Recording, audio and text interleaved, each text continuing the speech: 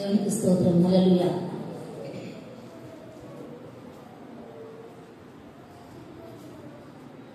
పదమూడవ అధ్యాయము మొదటి వచనం నుండి చదువుదాం.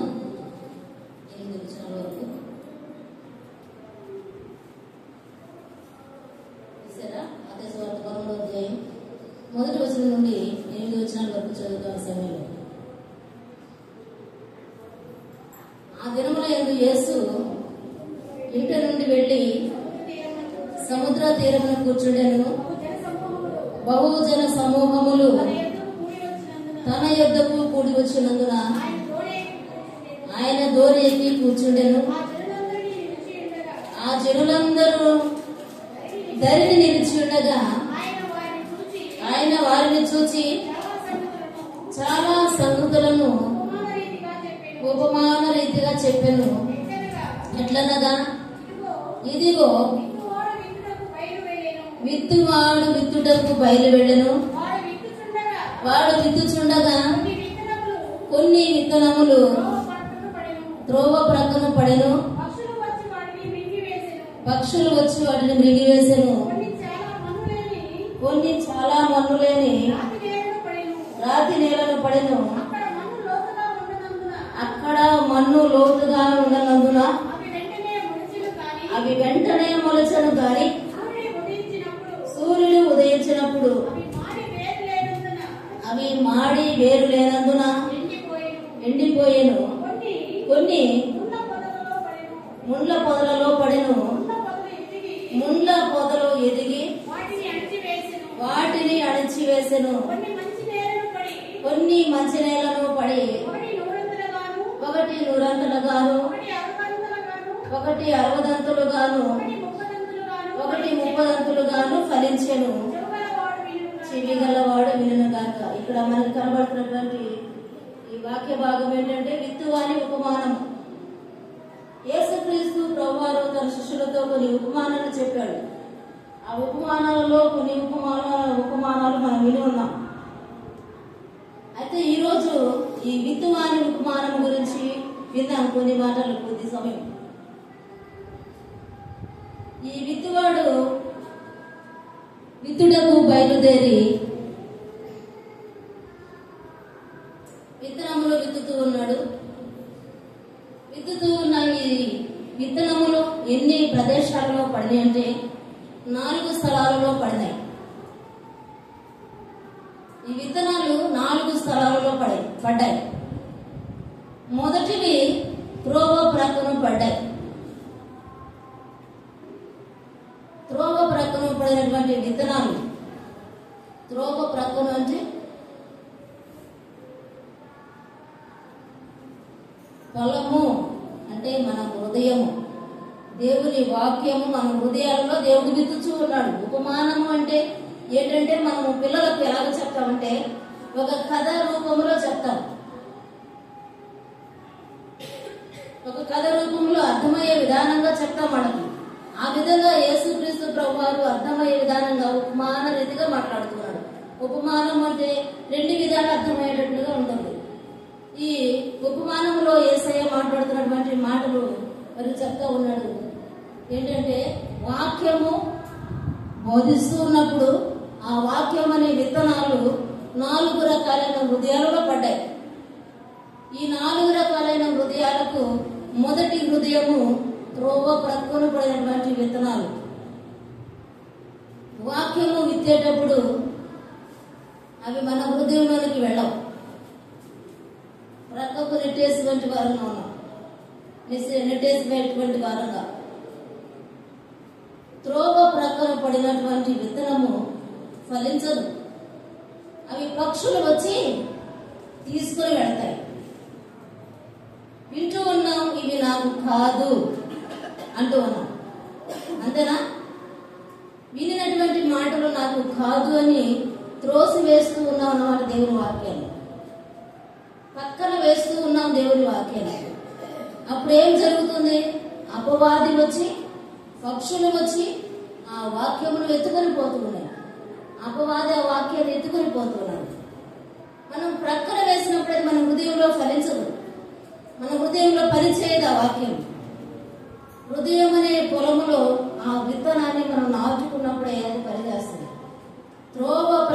పడినటువంటి విత్తనాలను పక్షులు వచ్చి మృంగివేస్తాయి. ఆ విత్తనం వలన ఏమైనా ప్రయోజనం ఉంది యజమానుడికంటే? ఏ ప్రయోజనము లేదు. ప్రయాసపడి విత్తాడు పాపం. విత్తేటువంటి వ్యక్తి దేవుని సన్నిధిలో దినదినము భయముతో భక్తితో దేవుని పాదాల దగ్గర కూర్చొని నేర్చుకొని విత్తారు. కానీ అవి ప్రక్కన పడిపోయింది. ప్రయోజనం లేని విత్తనాలుగా పక్షులు ఎత్తుకొని పోతా ఉన్నాయి. ఈ చెవుని విని ఆ చెవుని విడిచిపెట్టేటువంటి వారంగా. అలాంటి విత్తనాలు ఈ మొదటి విత్తనాలు. రెండవ విత్తనాలు రాతి నేల మీద పడ్డాయంట. రాతి నేల మీద పడినటువంటి విత్తనాలకు అక్కడ మన్ను లోతుగా ఉండనందున వెంటనే మొలిచినాయి. కానీ అవి సూర్యుడు ఉదయించినప్పుడు అవంట మాడి వేరు లేనందున ఎండిపోయాయి. కొన్ని విత్తనాలు ఎక్కడ పడ్డాయి? రాతి నేల మీద పడ్డాయి. రాతి నేల అంటే మనము వాక్యము వింటాము, కానీ మన హృదయము రాతిలాగా మారిపోతుంది. బండబారిపోయిన హృదయాలుగా ఉంటాము. వినిన దానిని మనం అనుసరించకుండా బండబారిపోయిన హృదయాలతో విన్నామా, వెళ్ళామా అని అనుకుంటూ ఉన్నాం. అలాగూ రాతి నేల వంటి బండ వంటి హృదయంతో దేవుని వాక్యం ఏంటి ఏమవుతుందంటే, మన మేనకు కొన్ని పరీక్షలు ఎదురైనప్పుడు, కొన్ని శోధనలు ఎదురైనప్పుడు, కొన్ని బాధలు ఎదురైనప్పుడు మనము మాడిపోతాం, వాడిపోతాం. అగ్ని వంటి పరీక్షలు వచ్చినప్పుడు మనము నిలవలేము. దేవుని వాక్యంలో, దేవుని సన్నిధిలో నిలవలేము. రాతి వంటి హృదయము కలిగినటువంటి వారముగా మనము ఆ వాక్యాన్ని వింటూ ఉన్నాం. వాక్యాన్ని వినేటప్పుడు మన హృదయం బండబారిపోయిందనుకో, ఆ వాక్యం మనలో వెంటనే విన్నట్టుగా ఉంటాం, మలిచిద్ది, కానీ అది ఫలించదు. ఎండ తగిలినప్పుడు, కష్టం వచ్చినప్పుడు, బాధ వచ్చినప్పుడు, మన వెనక శోధన ఎదురైనప్పుడు మనం ఎండిపోతాం విశ్వాసంలో. మనము దేవుని సన్నిధిలో ఫలించలేము. ఏం దేవుళ్ళే ఇన్ని కష్టాలని అక్కడ అనుభవించగలం అంటాం. వెంటనే మొలిచింది, కానీ విశ్వాసం మనలో ఫలించదు. మరికొన్ని ముండ్ల పొదలలో పడినాయి అంట. ముండ్ల పొదలలో పడినప్పుడు ముండ్ల పొదలు ఎదిగినాయి. కొన్ని విత్తనాలు ముండ్ల పొదలో పడినప్పుడు ముండ్ల పొదలు ఎదిగినాయి, కానీ విత్తనం ఎదగల. ముండ్ల పొదలు ఎదిగి వాటిని అడిచి వేస్తామని. ముళ్ళ పొదలు అంటే ఐహిక విచారములు. ఐహిక విచారములు అంటే ఏమి తిరుగుదమా, ఏమి తాగుదమా, ఏమి ధరించుకుందామా, ఏమి సంపాదించుకుందామా, ఏమి సమకూర్చుకుందామా, ఇవి ఐహిక విచారాలు. అంటే వాక్యాన్ని వింటాము, కానీ ముండ్ల పొదలో పడినట్లుగా ఈ ఐహిక విచారాలు ఎదుగుతాయి, కానీ దేవుని వాక్యం మాత్రం మనలో ఫలించదు. ఒక వ్యక్తి, చాలా మంది ఉన్నారు బైబిల్ గ్రంథంలో ఐహిక విచారములు కలిగినటువంటి వారు, ధన అపేక్ష కలిగినటువంటి వారు, లోక ఆశలు కలిగినటువంటి వారు. ఆ వాక్యాన్ని ఎదగనీయకుండా ఈ ఆశలే ఎదిగినాయి వారి హృదయాలను. వారెవరు? లోకాశలతో ఎదిగిన వారెవరంటే, గెహజీ ధనము వెంబడి పరిగెత్తాడు. ఐహిక విచారము, ధనము కోసం పరిగెత్తినటువంటి వ్యక్తిగా ఉన్నాడు.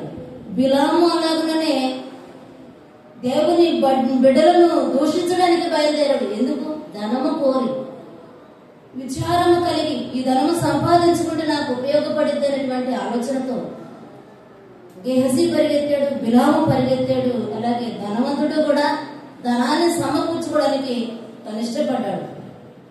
చిన్న కుమారుడు కూడా తన యొక్క ధనాన్ని తీసుకొని వెళ్ళిపోయాడు. ఐహిక విచారములు కలిగినటువంటి వారు ఇలా ఉంటారు. ముండ్ల పొదలు కలిగినటువంటి, ముండ్ల పద వంటి భూమి మన హృదయము, ముండ్ల పద వంటి హృదయం కలిగినటువంటి వారు ఐహిక విచారములు కలిగిన వారుగా ఉంటారు. చిన్న కుమారుడు అలాగే వెళ్ళిపోయాడు. మరొక యవనస్తుడు కూడా యేసుక్రీస్తు ప్రభువారి దగ్గరికి వచ్చి, అయ్యా నేను నిన్ను వెంబడించాలి, నేనేం చేయాలి, రక్షణ పొందుటకు ఏమి చేయాలని యేసయ్యను అడిగినప్పుడు, నువ్వు నీ ఆస్తి విడిచిపెట్టి రమ్మన్నప్పుడు ఆ యవనస్తుడు ఏమన్నాడు? వ్యసన పడుతూ వెనుకకు తిరిగి వెళ్ళిపోయాడు. ఈ ఐహిక విచారాలంటే ఇలాంటి విచారాలు మనలో ఉంటాయి. మరి 4వ విత్తనము మంచి నేల మీద పడింది.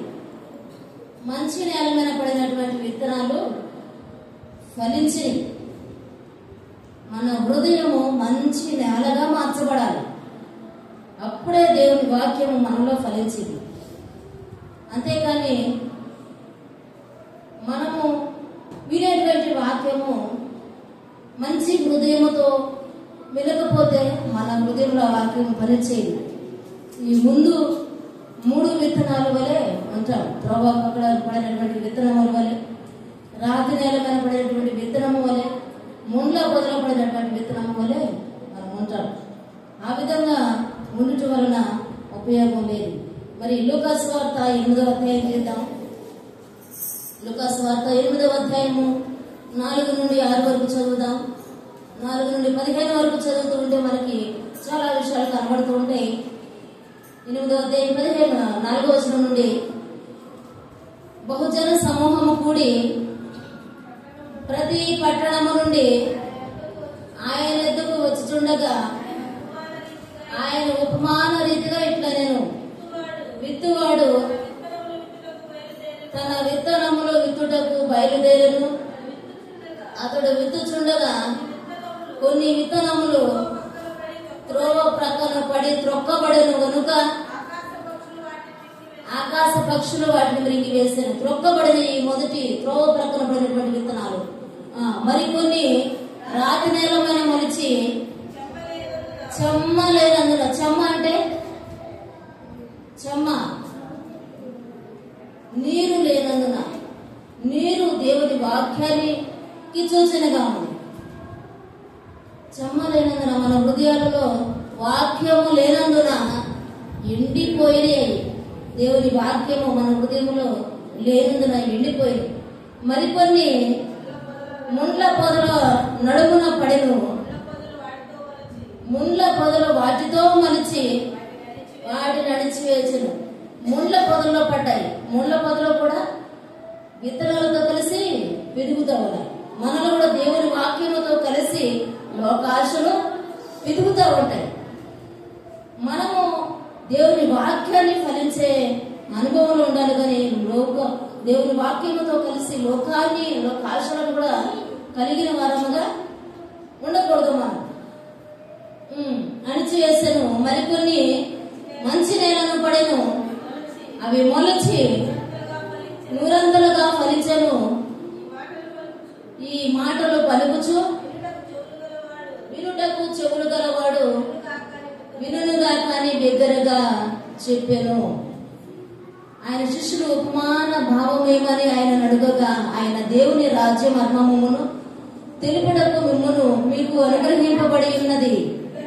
ఇతరులైతే చూచియు చూడకయు వినియు గ్రహింపకయు ఉండునట్లు వాటిని ఉపమాన రీతిగా బోధించబడుచున్న. ఇతరులంట విని వినట్టుగానే వెళ్ళిపోతారు, చూచి చూడనట్టుగానే వెళ్ళిపోతారు, అలాగే గ్రహింపకుండా ఉంటారు. ఇప్పుడు మాట చెప్పామనుకో, దాన్ని వినినట్టుగా అనిపిస్తుంది. నేను ఒక పిల్లలను చూసా, తెల్లార్దులు చెప్పినా వింటాడు. మళ్ళా తెల్లారిన తర్వాత తను చేసే పని తను చేస్తాడు. పొద్దుగూకులు చెప్పినా వింటాడు. మళ్ళా మరుసటి రోజు చేసి అదే పని చేస్తాడు. అట్లా వినియు విననట్టుగా, చూచియు చూడనట్టుగా, గ్రహించియు చూచియు గ్రహించకుండానట్టుగా. గ్రహించము దేవుని వాక్యాన్ని. చెప్పినప్పుడు విన్నట్టుగానే కనబడతాం.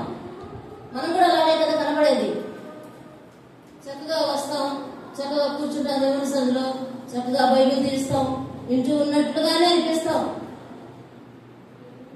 కానీ ఏమీ వినలేదని తర్వాత అర్థమైంది చెప్పిన వ్యక్తికి. వింటే వాటిని అనుసరిస్తాం, వాటిని గ్రహిస్తాం, గ్రహింపు లేనటువంటి వారుగా ఇక్కడ మనకు కనబడతా ఉన్నారు. గ్రహింపకున్నట్లు వారికి ఉపమాన రీతిగా బోధించుచున్నవి. ఈ ఉపమానము భావమేమని విత్తనము దేవుని వాక్యము. విత్తనం ఏంటంట? దేవుని వాక్యము. దేవుడు మనకి బోధిస్తూ ఉన్నాడు. దేవుని వాక్యము మన మీద చల్లుతూ ఉన్నాడు. మనము దేవుని వాక్యాన్ని త్రోవ ప్రక్కను పడేటువంటి వాక్యముగా త్రోసివేస్తూ ఉన్నాం. త్రోవ ప్రక్క నుండి వారు వినువారు గాని నమ్మి రక్షణ పొందరంట. త్రోవ పక్కన ఉండేటువంటి వారి లక్షణం ఎలా ఉంది? వింటారు వెళ్ళిపోతారు, రక్షణ పొందరు. నమ్మరు దేవుని వాక్యాన్ని. నువ్వు చెప్పుకునేదేదో చెప్పుకో, మేము చేసుకునేదేదో చేసుకుంటాం అన్నట్లుగా వింటారు కానీ నమ్మి రక్షణ పొందరంట. రక్షణ పొందండి, దేవుని రాకడ సమీపంగా ఉంది అని చెప్తా ఉంటే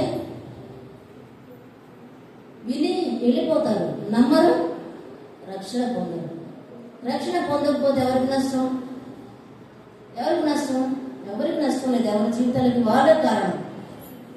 మొన్న మనం చూసాము కర్నూలు దగ్గర బస్సులో 25 మంది సజీవ దహనం అయిపోయారు. ఎవరు కారకులు?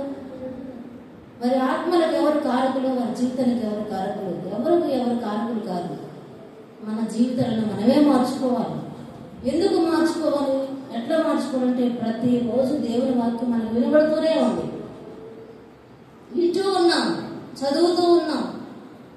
నమ్మాలి దేవుని వాక్యాన్ని. నమ్మి రక్షణ పొందాలి దేవుని వాక్యాన్ని. దేవుని సన్నిధిని మనం ఎంతకాలం బ్రతుకుతామో తెలుసా మనకి? ఒక అబ్బాయి బెంగళూరు ఇంటర్వ్యూకి వెళుతూ ఉన్నాడంట. కౌన్సిలర్ ఇంటర్వ్యూకి వెళుతూ ఉన్నాడు. ఆ బస్సు రాలేదని ఈ బస్సు ఎక్కాడు పాపం. ఏదో ఒక ద్వారా వెళదాంలే అన్నట్లుగా.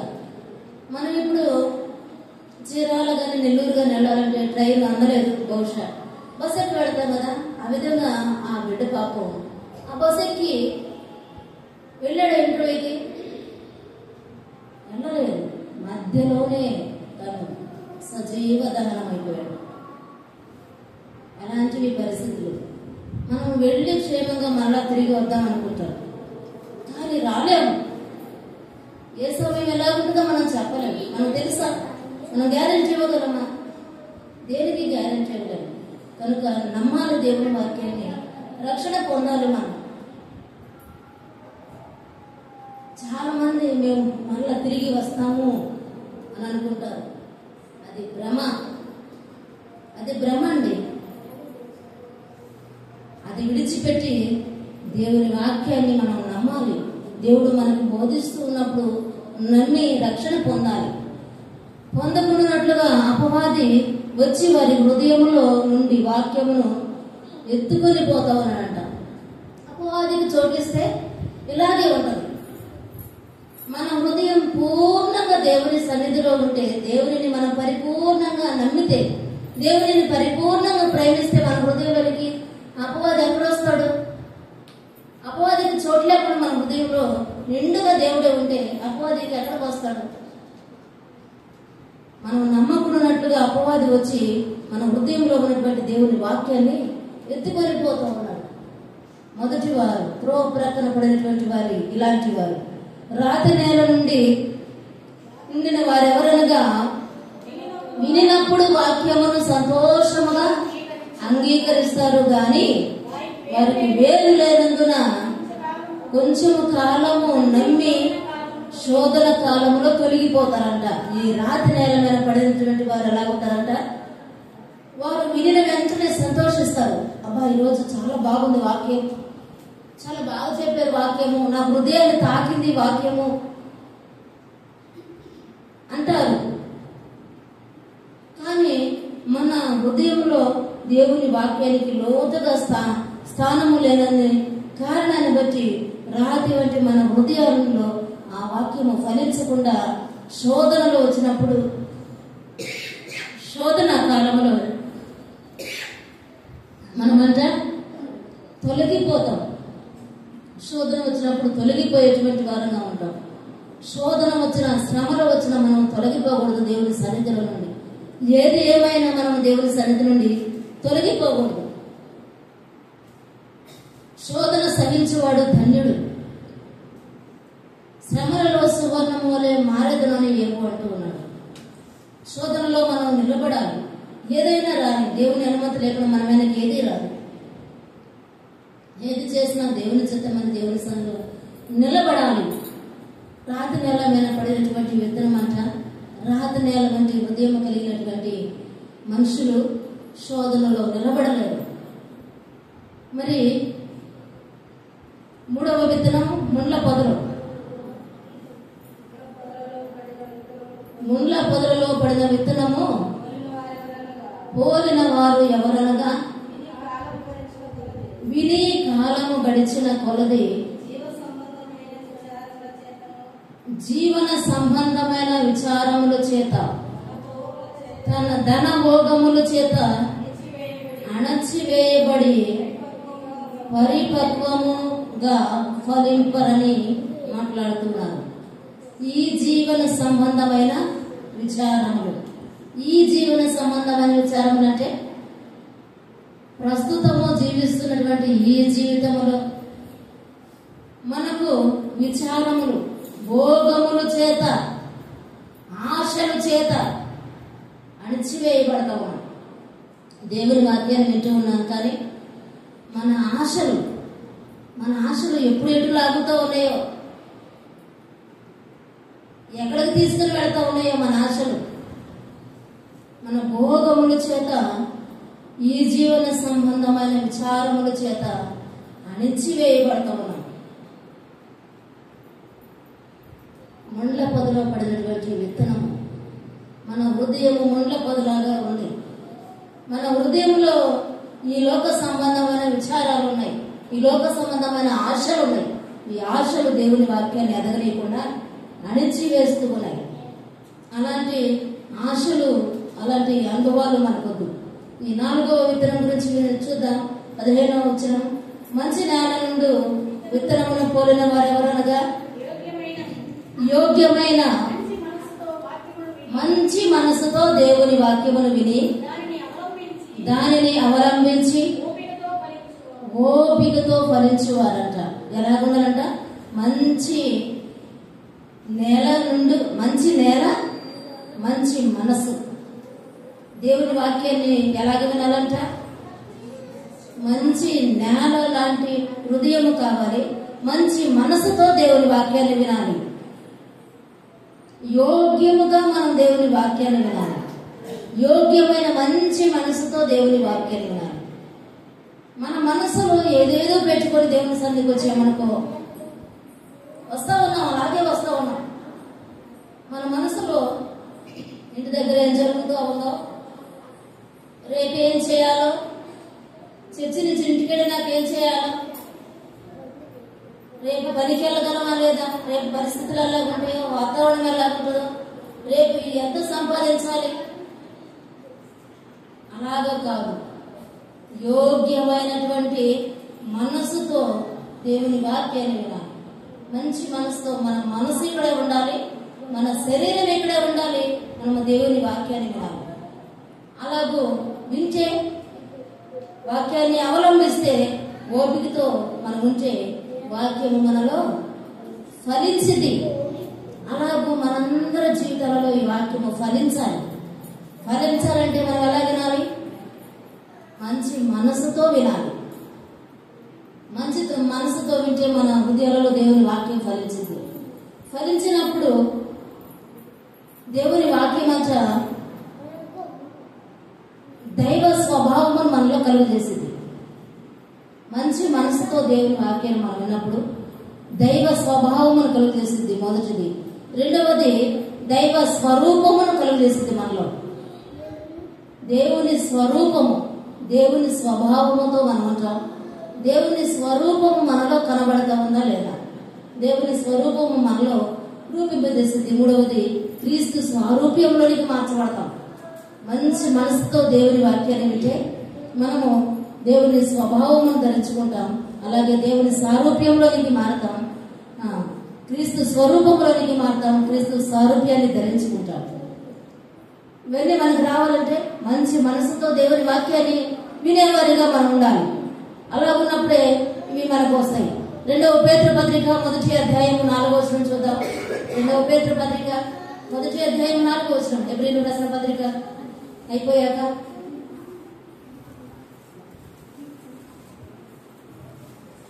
2వ పేతురు పత్రిక 1వ అధ్యాయం 4వ వచనం.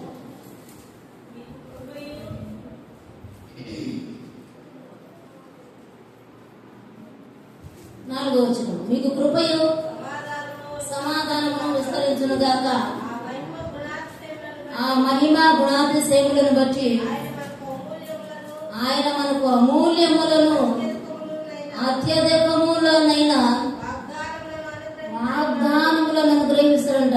మనము దేవుని వాక్యాన్ని మంచి మనసుతో వింటే మనకి అమూల్యమైన వాటిని ఇస్తాడు. మహిమయు గుణాతిశయములను బట్టి ఆయన మనకు అమూల్యములను వాగ్దానమును అనుగ్రహించి ఉన్నాడు. వీటిని స్వీకరించాలంటే, అనుభవించాలంటే మనము దేవుని వాక్యాన్ని మంచి మనసుతో అంగీకరించాలి, మంచి మనసుతో వినాలి, వాటిని ఆచరించాలి. కొలసీలకు రాసిన పత్రిక 3వ అధ్యాయం 9వ వచనం చూద్దాం. కొలసీలకు రాసిన పత్రిక 3వ అధ్యాయం 9వ వచనంలో, ఒకరితోనొకడు అబద్ధములాడకుడి, ఏలయనగా ప్రాచీన స్వభావమును దాని క్రియలతో కూడా మీరును పరిత్యజించితిరి. జ్ఞానమును కలుగు నిమిత్తము దానిని సృష్టించిన వారి పోలిక చొప్పున నూతన పరచబడుచున్నారు. నవీన స్వభావమును ధరించుకొని ఉన్నారు. మనం ఎలా ఉన్నామంట? మన సృష్టికర్తను పోలి నూతన స్వభావమును ధరించుకోవాలి. మన సృష్టికర్తను పోలి ఉండాలి. మన సృష్టికర్తను పోలి ఉండాలంటే మంచి మనసుతో దేవుని వాక్యాన్ని వినాలి. నవీన స్వభావమును ధరించుకుని ఉండాలి. మనం నవీన స్వభావం అంటే మంచి స్వభావం, తగ్గించుకునే మనసు మనకి కలిగి ఉండాలి. ఆ విధంగా దేవుని సారూప్యంలోనికి మనం మార్చబడాలంటే దేవుని వాక్యము మనలో నిలిచి ఉండాలి. 1 యోహాను రాసిన పత్రిక క్రొత్త నిబంధనలోనే కనుక దగ్గర ఉంటుంది కనుక ఈ మాటలను మనం తీద్దాం. 1 యోహాను రాసిన పత్రిక 4వ అధ్యాయం 8వ వచనం చూద్దాం.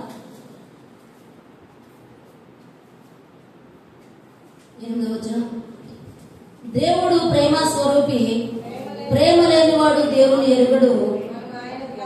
మనము ఆయన ద్వారా జీవించినట్లు దేవుడు తన అద్వితీయ కుమారుని లోకములోనికి పంపెను. దేవుడు ప్రేమ స్వరూపి అంట. ప్రేమ లేనివాడు దేవుని ఎరగడు. మనము ఆయన ద్వారా జీవించాలి. ఎవరి ద్వారా జీవించాలి? మనము దేవుని వాక్యము ద్వారా జీవించాలి. వాక్యమే దేవుడై ఉన్నాడు. దేవుడే వాక్యమై ఉన్నాడు కనుక వాక్యము ద్వారా జీవించాలి.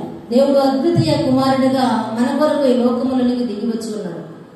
17వ వచనం చూద్దాం. 17వ వచనం, తీర్పు దినమందు మనకు ధైర్యము కలుగునట్లు దీని వలన ప్రేమ మనలో పరిపూర్ణము చేయబడి ఉన్నది. తీర్పు దినమందు అంటే ఎట్లా ఉండాలి? మనము ధైర్యముతో దేవుని ఎదుట నిలబడాలి. తీర్పు దినమందు ధైర్యముతో దేవుని ఎదుట నిలబడాలంటే దేవుని వాక్యము మనలో నిలిచి ఫలించాలి. 1 యోహాను రాసిన పత్రిక 4వ అధ్యాయం 17వ వచనంలో, తీర్పు దినమందు మనకు ధైర్యము కలుగునట్లు దీని వలన ప్రేమలో పరిపూర్ణంగా చేయబడి ఉండాలి. ఏ ప్రేమలో పరిపూర్ణులుగా ఉండాలి?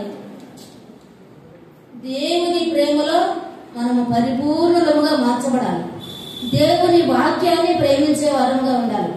దేవుని ప్రేమించే వారంగా ఉండాలి. ఈ లోకంలో ఉన్న ప్రతి దానిని అసహించుకునేటువంటి వారముగా ఉండాలి.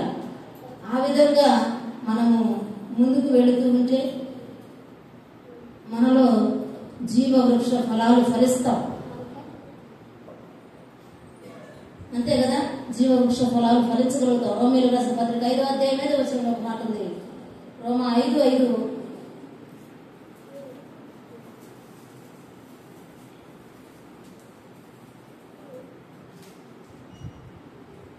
ఎందుకనగా ఈ నిరీక్షణ మనలను సిగ్గుపరచదు. మనము అనుగ్రహింపబడిన పరిశుద్ధాత్మ ద్వారా దేవుని ప్రేమ మన హృదయములలో కుమ్మరింపబడి ఉన్నది. దేవుని ప్రేమ మన హృదయములలో కుమ్మరింపబడి ఉన్నది. మన నిరీక్షణ సిగ్గుపరచదంట.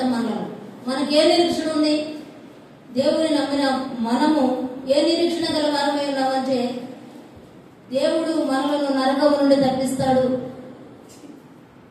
దేవుడు మనకి రెండవ మరణాన్ని తప్పిస్తాడు అనేటువంటి నిరీక్షణ మనకుంది. ఈ నిరీక్షణ మనలంట సిగ్గుపరచదు. సిగ్గుపరచకుండా ఉండాలంటే దేవుని వాక్యం మనలో ఎదగాలి, ఫలించాలి. మనము త్రోవ ప్రక్కన వాక్యాన్ని ఉంచకూడదు, వాక్యాన్ని ప్రక్కకు నెట్టివేసేవారంగా ఉండకూడదు, వాక్యాన్ని మనము విని విడిచిపెట్టేవారంగా ఉండకూడదు. మరి వాక్యాన్ని సందేహంతో వినకూడదు, సందేహము ఉండకూడదు. మనలో నిరీక్షణ ఉండాలి.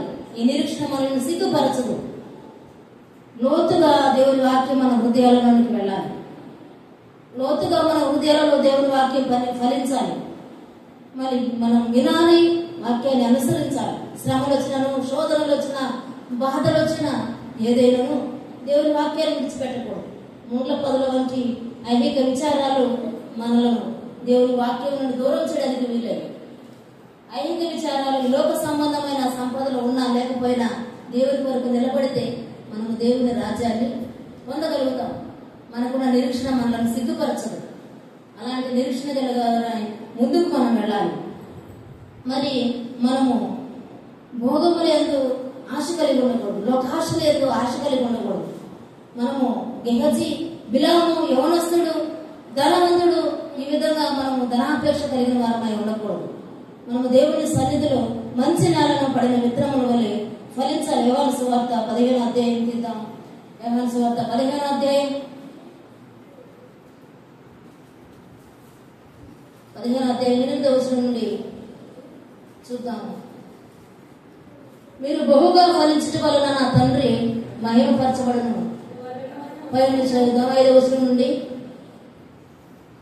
ద్రాక్షవల్లి నేను, తీగలు మీరు, ఎవడు నా యందు నిలిచి ఉండునో, నేను ఎవరి యందు నిలిచి ఉండునో వాడు బహుగా ఫలించును. నాకు వేరుగా ఉండి మీరేమీ చేయలేరు అంటూ ఉన్నాడు. ఎవరంట? దేవుడు ద్రాక్షవల్లి, మనము తీగలము. ఆయనలో నాటబడిన వారంగా ఉండాలి. ఆయనలో నాటబడిన వారంగా ఉన్నప్పుడు మనము ఫలిస్తాం, బహుగా ఫలిస్తాం. ఆ విధంగా ఫలించేటువంటి వారంగా ఉండాలి. ఆత్మఫలములేమనగా 9 ఉన్నాయి. ఆ ఆత్మఫలములు మనలో ఉండాలి, ఫలించేటువంటి వారంగా ఉండాలి. అలాగే ఫలించే అనుభవం ఎక్కడొస్తుంది? దేవుని సన్నిధిలో నిలిచి అంటుకట్టబడి తీగలుగా మనం ఉన్నప్పుడే ఫలించే అనుభవాలు మనకు వస్తాయి. 8వ వచనంలో, మీరు బహుగా ఫలించడం వలన నా తండ్రి మహిమపరచబడుచున్నాడు. మనం ఎలా ఫలించాలంట? బహుగా ఫలించాలి. బహుగా ఫలించాలంటే మన హృదయంలో వాక్యం నిలిచి ఉండాలి, దేవుని సన్నిధిలో మనం నిలిచి ఉండాలి. అలాగూ నిలిచి ఉన్నప్పుడు దేవుడు మన ద్వారా మహిమ పొందాడు. మనం ఫలిస్తాం. మనం ఫలించినప్పుడు మన దేవునికి సంతోషం మన వల్ల. మన పిల్లలు ఫలిస్తూ ఉన్నప్పుడు మనకి ఎంత సంతోషం కలిగింది. మన పిల్లలు ఒక ఉన్నతమైన స్థాయిలో ఉన్నప్పుడు మనకి ఎంత సంతోషం కలిగింది.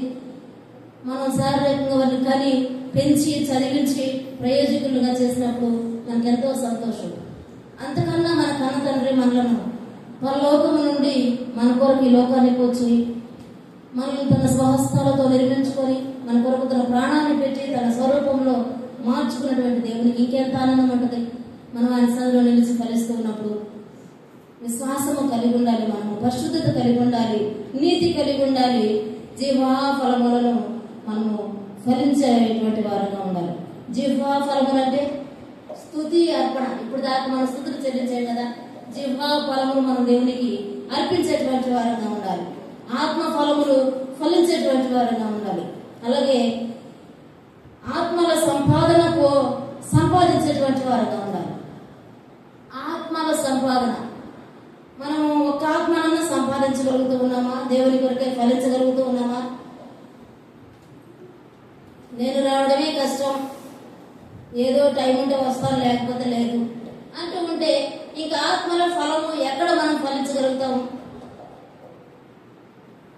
రోమిలకు రాసిన పత్రిక 1వ అధ్యాయం తీద్దాం. రోమిలకు రాసిన పత్రిక 1వ అధ్యాయం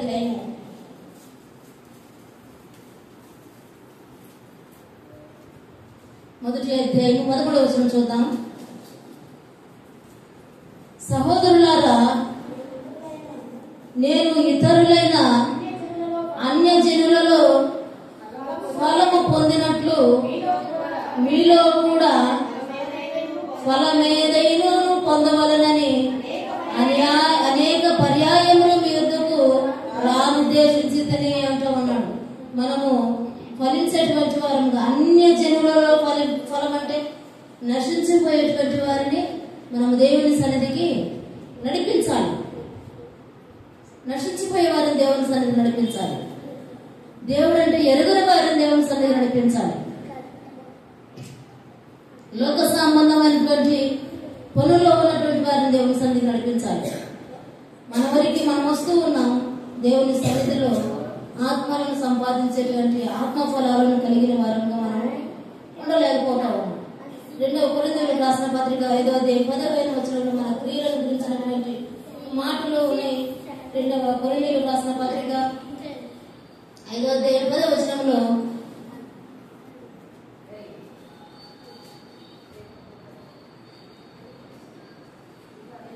ఎందుకనగా తాను జరిగించిన క్రియల చొప్పున అవి మంచివైనను సరే చెడ్డవైనను సరే దేహముతో జరిగించిన వాటి ఫలములు ప్రతి వాడును పొందినట్లు మనమందరమును క్రీస్తు న్యాయపీఠము ఎదుట ప్రత్యక్షము కావలెను.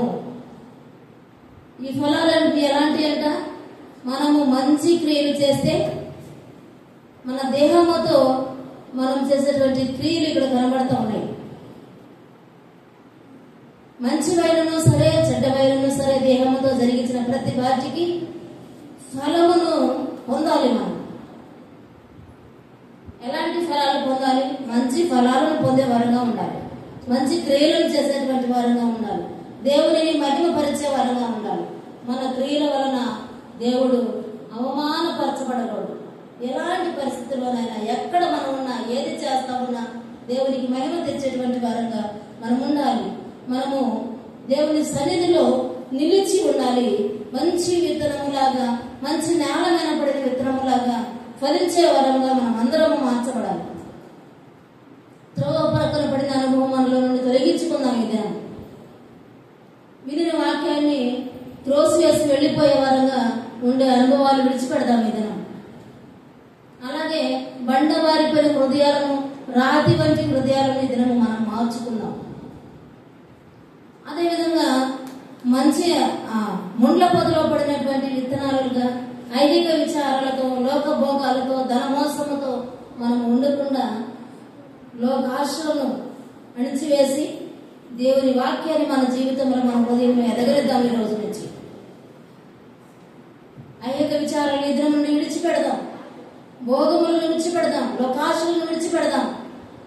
దేవుని వాక్యాన్ని నమ్మి రక్షణ పొందుదాం. అలాగే మంచి నేలను పడిన విత్తనాలులాగా 100 ఫలము మనము పొందాలి. ఒకసారి చూద్దామా? మత్తయి సువార్త మూల భాగానికి మనం వద్దాం. ఒక్కసారి చదువుకొని ముగించుకుందాం. మత్తయి సువార్త 13వ అధ్యాయం 1 నుండి 9 వచనాలు 8 వచనాల వరకు చదువుకొని వాక్య భాగాన్ని ముగించుకుందాం. 4వ వచనం నుండి చదువుదాం. వాడు విత్తుచుండగా కొన్ని విత్తనములు త్రోవ ప్రక్కన పడెను. పక్షులు వచ్చి వాటిని మృంగివేసెను. కొన్ని చాలా మన్ను లేని రాతి నేల మీద పడెను. అక్కడ మన్ను లోతుగా ఉన్ననందున అవి వెంటనే మొలచెను. గాని సూర్యుడు ఉదయించినప్పుడు అవి మాడి వేరు లేనందున కొన్ని ఎండిపోయెను. కొన్ని ముండ్ల పొదలో పడెను.